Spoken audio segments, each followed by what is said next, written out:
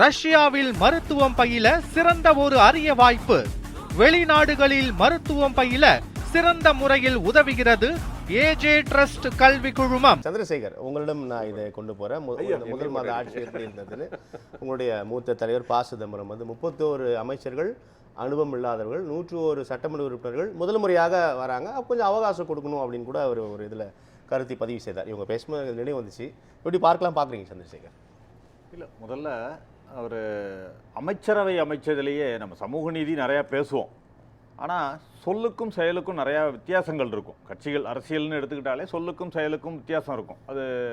அது இல்லாமல் ஒரு சமூக நீதி அமைச்சரவையாக அந்த அமைச்சரவை அமைந்திருக்கு. ஒரு 8 தலித் அமைச்சர்கள் இதுவரைக்கும் வரலாற்றில் இல்லை, எந்த அமைச்சரவையிலையும் இல்லை.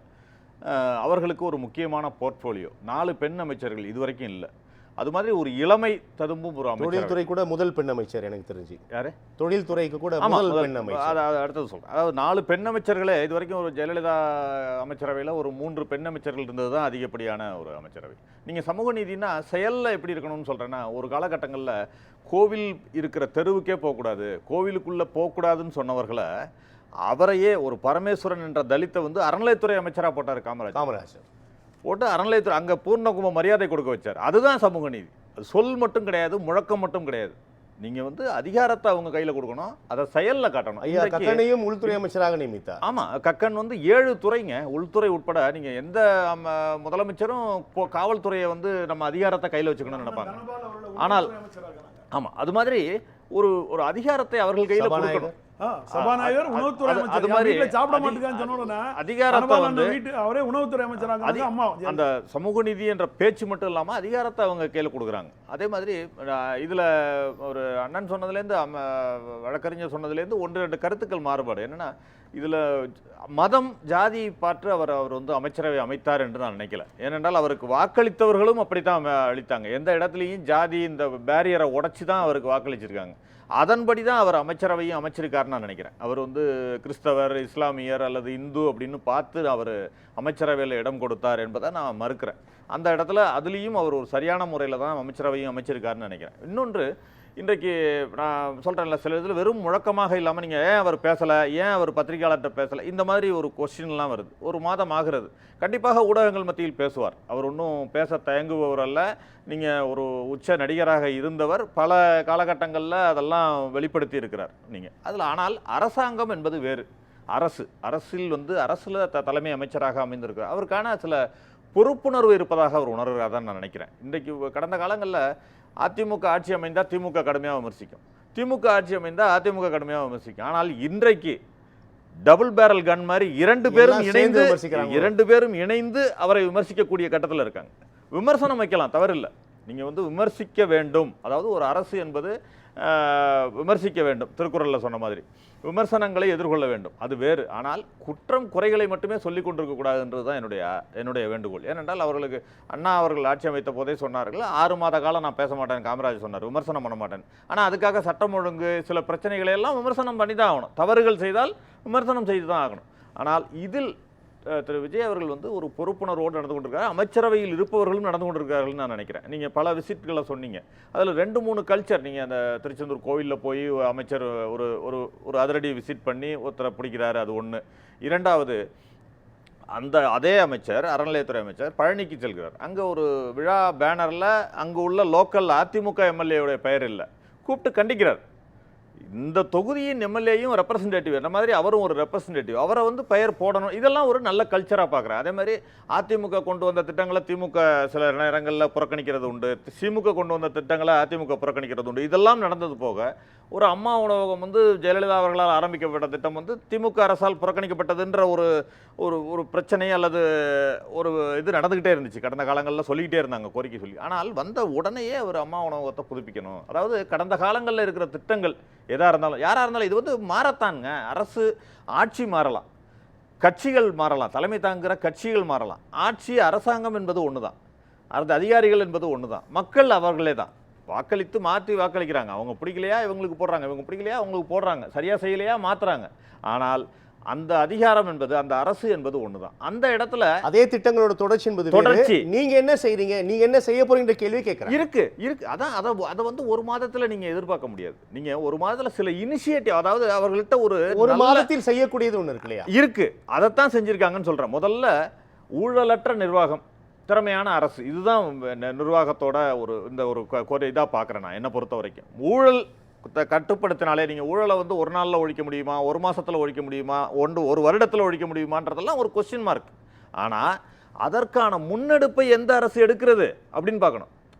நீங்கள் கொடுக்காதன்னு ஒரு அமைச்சர், அவர் பின்னணியில் எது வேணா இருக்கலாம், அவர் சொன்ன மாதிரி பின்னணியில் எது வேணா இருக்கலாம், வேற ஏதோ அவரும் ஒரு குற்றச்சம்பவத்தில் பின்னணியில் ஈடுபட்டிருக்கலாம், ஏதோ ஒரு வழக்கு நடந்து கொண்டிருக்கலாம். ஆனால் இன்றைக்கு அமைச்சராக பொறுப்பேற்ற பின் அவருடைய நடவடிக்கை என்ன அப்படின்னா, ஒரு கான்ட்ராக்டர்லாம் கூப்பிட்டு நீ வந்து கொடுக்காதன்னு ஒரு வெளிப்படையாக சொல்கிறார் ஒருத்தர் அப்படின்னு சொன்னால், நாளைக்கு பத்திரிகையில் வருது, பத்திரிகையில் வர்றப்ப நாளைக்கு கொடுக்கறதுக்கு அஞ்சுவாங்களா இல்லையா, வாங்குறதுக்கு அஞ்சுவாங்களா இல்லையா, அந்த ஒரு முன்னெடுப்பை எடுக்கிறத நம்ம பாராட்டணும்னு நான் சொல்கிறேன். முதல்ல அதை நான் முதல்ல இங்கே பதிவு செய்ய விரும்புகிறேன். அதே மாதிரி இந்த டாஸ்மாக் 717 ஏன் உடனே அறிவித்த உடனே அடுத்த நாள் 717 தூக்கிடணுன்னாக்கா எப்படி முடியும்? அதை சொல்லி படிப்படியாக அவர் செய்து இந்த இடத்துல இவ்வளவு டாஸ்மாக்குகள் மூடப்பட்டுள்ளன்னு 717க்கும் கணக்கு கொடுத்துட்டாங்க. கடந்த காலங்களில் 500 மீட்டரில் நெடுஞ்சாலையிலேருந்து 500 மீட்டரில் உள்ள இதெல்லாம் கோர்ட்டில் எடுக்க சொன்னாங்க. கோர்ட்டில் ஆர்டர் பண்ணி 500 மீட்டர்களில் இருக்கின்ற டாஸ்மாகெல்லாம் அப்புறப்படுத்தணும்னு சொன்னாங்க. ஆனால் இவங்க என்ன பண்ணாங்கன்னா 500, அது எப்படிலாம் சொல்லலாம், அது எல்லோருக்கும் தெரிஞ்சது. 500 மீட்டரில் இருந்ததை எடுத்து ஒரு 1000 மீட்டரில் வச்சுட்டாங்க. மறுபடியும் எடுத்துட்டோன்னு கணக்கு காட்டாங்க, முடிஞ்சு போச்சு கோர்ட்டில். அந்த மாதிரியெல்லாம் நடந்ததும் இருக்கிறது. அதெல்லாம் இல்லாமல் உண்மையாகவே சில விஷயங்களை செய்ய வேண்டும், நல்ல விஷயங்களை செய்ய வேண்டும் அப்படின்னு நினைக்கிறாரு. அதே மாதிரி ஒரு இதில் போய் நிதி ஆயோக் கூட்டத்தில் பேசுனதை பற்றி சொன்னார். நீங்கள் அதான் ஒரு அரசு என்பது தொடர்ச்சிங்க, மாரத்தான் மாதிரிங்க. நீங்கள் ஒரு 10 கிலோமீட்டர் தூரம் ஓடணும்னு சொன்னால் 9.5 கிலோமீட்டரில் நீங்கள் நின்னாலும் நீங்கள் ஃபெயில் தான். அது 10வது கிலோமீட்டரையும் ரீச் பண்ணணும். அது வந்து பல அரசாங்கங்கள் தொடர்ந்து செய்கின்ற வளர்ச்சி தான். நீங்கள் ஜிடிபியாக இருக்கட்டும், ஈவன் மத்திய அரசாக இருக்கட்டும் அல்லது மாநில அரசாக இருக்கட்டும், ஜிடிபியாக இருக்கட்டும் அல்லது பொருளாதார வளர்ச்சி வேறு ஏதாவது ஒரு வளர்ச்சியாக இருக்கட்டும், எல்லா வளர்ச்சியுமே வந்து தொடர்ந்து எடுத்துச்சிட்டால் தான் அதை பண்ண முடியும். அதை உணர்ந்து இந்த அரசு செயல்படுது. இல்லை அவர்கள் செய்வதை நான் செய்ய மாட்டேன்னு சொல்லலை, அந்த மாதிரி சொல்லலை. அதை முதல்ல நீங்கள் பாராட்டணும்னு நான் சொல்ல விரும்புகிறேன். அதே மாதிரி நீங்கள் பத்திரப்பதிவுத்துறை முதல்ல அதில் ஒரு ரெய்டுன்னு நம்ம ஒரு நாள் செய்தியாக பார்ப்போம், அடுத்த நாள் இவ்வளவு பணம் பிடிச்சாங்கன்னு பார்ப்போம், செய்தி பார்ப்போம். ஆனால் இது ஒரு தொடர்ச்சியாக எடுத்து சென்று பத்திரப்பதிவுத்துறையில் அந்த ஊழல் இருக்கக்கூடாது அப்படிங்கிறத முன்னெடுக்கணும், அப்படிங்கிறத நம்ம வெளிப்படைத்தன்மை இருக்கணும் அப்படின்னு நினைக்கிறாங்க. அதே மாதிரி நம்முடைய தமிழ்நாட்டோட உரிமைகளை நீங்கள் எடுத்துக்கிட்டிங்கன்னா அதை விட்டு கொடுக்குறாங்களா அப்படின்னு கேட்டால், என்ன அவரோட இது என்ன, அவர் என்ன சொல்கிறாரெல்லாம் கேட்டுக்கிட்டு இருந்தீங்க. இன்றைக்கி சொல்லிட்டாங்க மொழிக் கொள்கையில் என்ன, என்னுடைய நிலைப்பாடு என்ன, அதெல்லாம் வெளிப்படையாக சொல்லியிருக்காரு.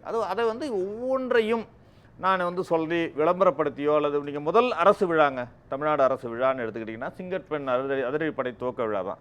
அது எவ்வளவு எளிமையாக ஒரு வித்தியாசமாக இருந்துச்சு. நான் பார்த்த அளவில் ஒரு வித்தியாசமான விழாவாக அது இருந்ததை நான் பார்த்தேன். எந்த விதமான ஒரு ஆடம்பர விஷயங்கள் இல்லாமல். இவர் வந்து நீங்கள் திரைத்துறையில் எடுத்துக்கிட்டிங்கன்னா அதற்கு ஆப்போசிட்டாக, திரைத்துறையில் எடுத்துக்கிட்டிங்கன்னா ஒரு ஆடியோ லான்ச்னாலே ஆடம்பரமாக இருக்கும், ஒரு ட்ரெய்லர் வெளியிட்டு விழான்னா ஒரு ஆடம்பரமாக இருக்கும். ஆனால் அரசாங்கத்தில் அவர் டிஃப்ரென்ஷியேட் பண்ணி காட்டுறாரு அப்படிங்கிறத நான் பார்க்குறேன். இது ஒரு எளிமையான விழாவாக அதை ஒரு சிறப்பாக நடத்தி முடித்ததை நம்ம அங்கே பார்த்தோம். அதே மாதிரி பல இடத்துல கேட்டுக்கிட்டு இருந்தாங்க, அது என்ன பண்ண போகிறாரு அவர் அப்படிங்கிறப்ப தமிழ்த்தாய் வாழ்த்தோடு ஆரம்பித்து தேசிய கீதத்தோடு நிறைவு செய்து விழாவை சிறப்பாக அமைச்சிருக்காரு. அது மாதிரி ஒவ்வொரு செய்திகள்லையும் நாம் அவர்கிட்ட பாசிட்டிவ்னஸ், நீங்கள் அடுத்து இந்த ஒரு நம்பிக்கை கொடுக்கணும். நீங்கள் மக்களுக்கு வந்து வர்றப்ப என்ன கொடுக்கணும், இந்த அரசு நம்ம நம்பி வாக்களித்திருக்கோம், இந்த அரசுக்கு வந்து திமுக அதிமுக எல்லாவற்றையும் விட இவர்கள் மீது எதிர்பார்ப்பு அதிகமாக இருக்கிறது. மற்றவர்கள்ட்டெல்லாம் அதுதான் பிரச்சனையும். உண்மைதான். ரொம்ப அதிக எதிர்பார்ப்பு இருக்கும் பொழுது அதில் சில உடனே ஏமாற்றமும் வந்துவிடும்.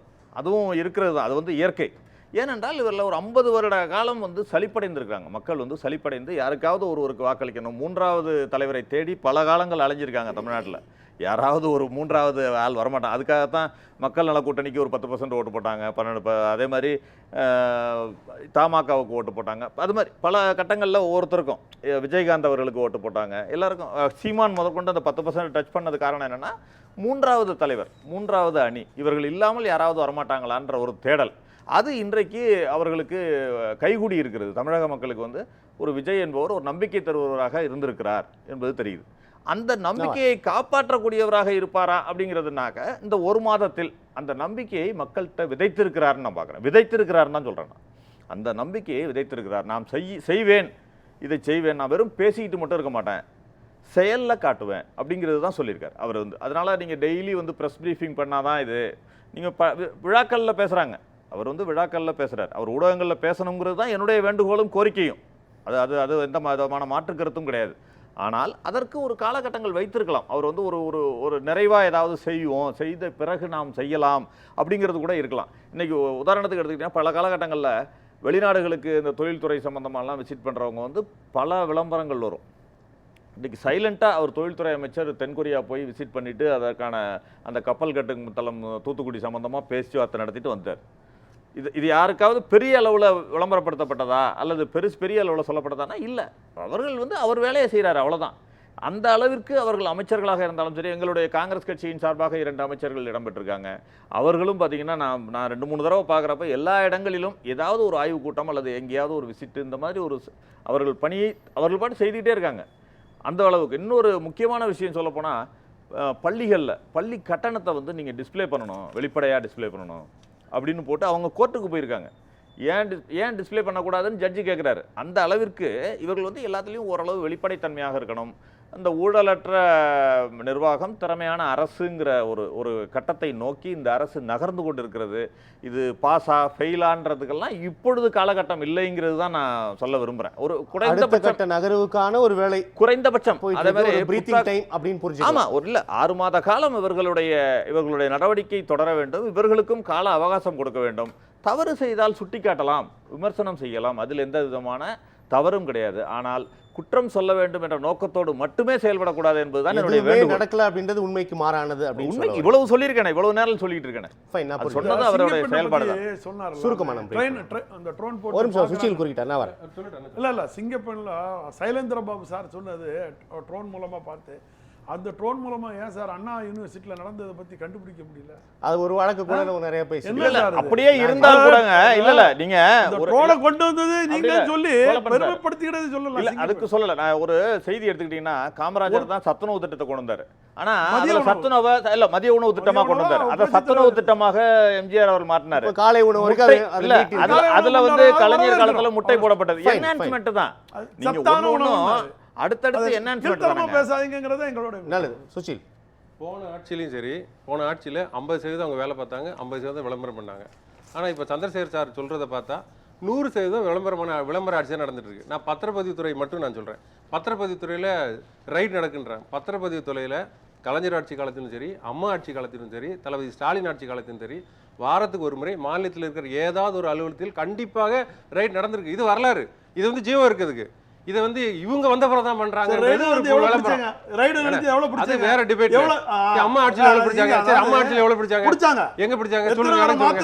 நீ கணக்கு சொல்லுங்க. நான் புரிஞ்சுக்கிறேன். ரைடு நடக்குது, இங்கே நடக்குது அப்படின்னு சொல்ல வரீங்க. நான் புரிஞ்சுக்கிறேன். ரைடு நடக்குங்கிறது ரைடு எல்லா ஆட்சியிலும் நடத்துறது தான். இது ஒரு நடைமுறை தான். இது விஜய் வந்து புரட்சி பண்ணிட்டாருங்க, கதை கட்டுறது, விளம்பரம் பண்றது, இந்த தான் நாங்க வேண்டான்றோம். நல்லது, நம்ம தொடர்ந்து பேசலாம். சந்திரசேகர், மக்கள் தீர்ப்பு தொடர்பாக உங்களுடைய கருத்து பார்வை. 6 மாத கோர்ஸ் வச்சுட்டு 1 மாசத்திலேயே டெஸ்ட் வச்ச மாதிரி இருக்கு நீங்க இந்த கேள்வி கேட்டது எனக்கு தெரிஞ்சு. அதனால இப்பொழுது அந்த நம்ம 1 மாதம் தானே, ஒரு மாதத்துல எப்படி நம்மளுடைய 6 மாச கோர்ஸுங்க. அது 6 மாச கோர்ஸ் 1 மாசத்துல நீங்க எக்ஸாம் முதலமைச்சர் ஒற்றை கையெழுத்தில் மாற்றிவிட முடியும் அப்படின்னு நம்ம மக்கள் நம்புறோம். இல்ல அது அந்த அதிகாரம் வந்து வானலாக அதிகாரம் படைத்தது முதலமைச்சர் பதவி. அந்த அடிப்படையில் சில எதிர்பார்ப்புகளை இதை வைக்கிறோம். இல்ல அதுவும் நான் சொல்லிட்டேன். அதுக்கு அதிகபட்சமான எதிர்பார்ப்புகள் இருக்குங்கிறதையும் நான் சொல்லிட்டேன். அதிகபட்சமான எதிர்பார்ப்புகள் இருக்குங்கிறதும் சொல்லிட்டேன். அதனால ஏமாற்றங்கள் இருக்கும்ன்றதையும் சொல்லிட்டேன். ஆனா அதுல என்னை பொறுத்த வரைக்கும் இந்த 1 மாசம்ன்றது ரொம்ப டூ ஏர்லியா நான் நினைக்கிறேன். கண்டிப்பாக அவர்கள் ஒரு 6 மாதத்தில் அந்த ஒரு வருடத்தில் கண்டிப்பாக இவர்களுடைய சாதனைகள் தொடரும். ரெண்டாவது, நான் தேர்தல் அறிக்கை எல்லாம் சுமார் தான். ரெண்டாவதற்கு இதுதான் பதில். இது மட்டும் இல்ல, நீங்க தேர்தல் அறிக்கையை பத்தி எனக்கு தெரிஞ்சு அவர் விஜய் அவர்கள் கொடுத்த தேர்தல் அறிக்கைக்காக மக்கள் வாக்களித்தார்களா என்று கேட்டால் இல்ல. விஜய் அவர்கள் கொடுத்த தேர்தல் அறிக்கையை பார்த்துவிட்டு இதெல்லாம் செய்வார்கள் என்று இவங்க 2 பேரும் பிடிக்கவில்லை, சலிப்பு, அந்த விஷயத்தை எனக்கு தெரிந்து அவர் கொடுத்த தேர்தல் அறிக்கையை பார்த்துவிட்டு இதெல்லாம் செய்வார்னு நினைக்கிறேன். அதாவது ஒட்டுமொத்தமாக இவர் வந்தால் இந்த ஆட்சிகளுக்கு மாற்றாக இருப்பார், செய்வார் என்ற நம்பிக்கையில தான் வாக்களிச்சிருக்காங்கன்னு நான் நினைக்கிறேன். சார் கர்நாடகா போறாரு, கூட்டத்தை பாருங்க சார். நல்லது, நன்றி.